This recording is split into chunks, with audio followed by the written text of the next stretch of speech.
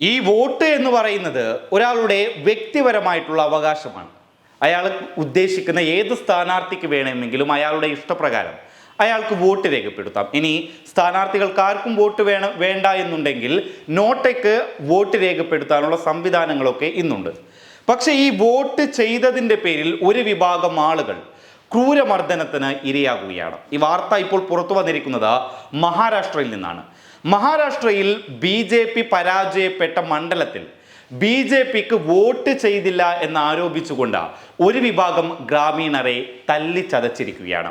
മഹാരാഷ്ട്രയിലെ ആക്ടിവിസ്റ്റ് ആയിട്ടുള്ള മനോജ് ജാരംഗിയാണ് ഇതുമായി ബന്ധപ്പെട്ടുകൊണ്ടുള്ള വിവരങ്ങൾ പുറത്തുവിട്ടത്.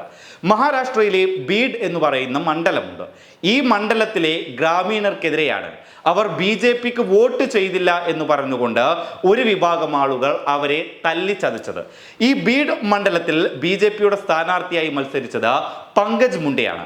ഈ പങ്കജ് മുണ്ടെ NCPയുടെ, അതായത് ശരത് പവാറിന്റെ NCPയുടെ സ്ഥാനാർത്ഥിയോട് 10,000-ലേറെ വോട്ടുകൾക്ക് പരാജയപ്പെടുകയും ചെയ്തിരുന്നു. ഇത്തരത്തിൽ ബീഡ് മണ്ഡലത്തിൽ BJP സ്ഥാനാർത്ഥി പരാജയപ്പെട്ടതോടുകൂടിയാണ് BJPക്ക് വോട്ട് ചെയ്തില്ല എന്ന് പറഞ്ഞുകൊണ്ട് ഗ്രാമീണരെ ഒരു വിഭാഗം ആളുകൾ അതിക്രൂരമായി മർദ്ദിച്ചത്.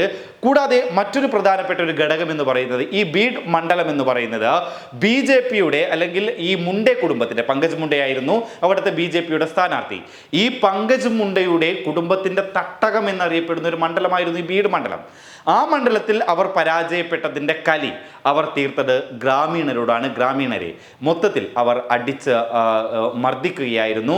ഈ സംഭവവുമായി ബന്ധപ്പെട്ടുകൊണ്ട് മനോജ് ഗാരംഗെയാണ് കൂടുതൽ വിവരങ്ങളൊക്കെ പുറത്തുവിട്ടത്. ഈ സംഭവവുമായി ബന്ധപ്പെട്ടുകൊണ്ട് മനോജ് ഗാരംഗെ മഹാരാഷ്ട്രയിലെ ഉപമുഖ്യമന്ത്രിയായിട്ടുള്ള ദേവേന്ദ്ര ഫട്നാവിസിന് ഒരു കത്ത് നൽകുകയും ചെയ്തിട്ടുണ്ട്. അതേപോലെ തന്നെ പോലീസ് സൂപ്രണ്ടിനടക്കം ഇദ്ദേഹം കത്ത് നൽകിയിട്ടുണ്ട്. ഗ്രാമീണരെ ഇത്തരത്തിൽ മർദ്ദിച്ച ആളുകൾക്കെതിരെ ശക്തമായിട്ടുള്ള നടപടി വേണം എന്നാണ് മനോജ് ഗാരംഗയുടെ ആവശ്യം. അതേസമയം ഈ മഹാരാഷ്ട്ര ഇപ്പോഴുമുള്ളത് BJPയുടെയും ഏക്നാഥ് ഷിൻഡെ വിഭാഗത്തിന്റെ ശിവസേനയും അജിത് പവാറിന്റെ NCPയുടെയും ഒക്കെ കീഴിലാണ്. അതായത് BJPക്ക് അനുകൂലമായിട്ടുള്ളൊരു സർക്കാർ തന്നെയാണ് ഇപ്പോഴും മഹാരാഷ്ട്രയിലുള്ളത്.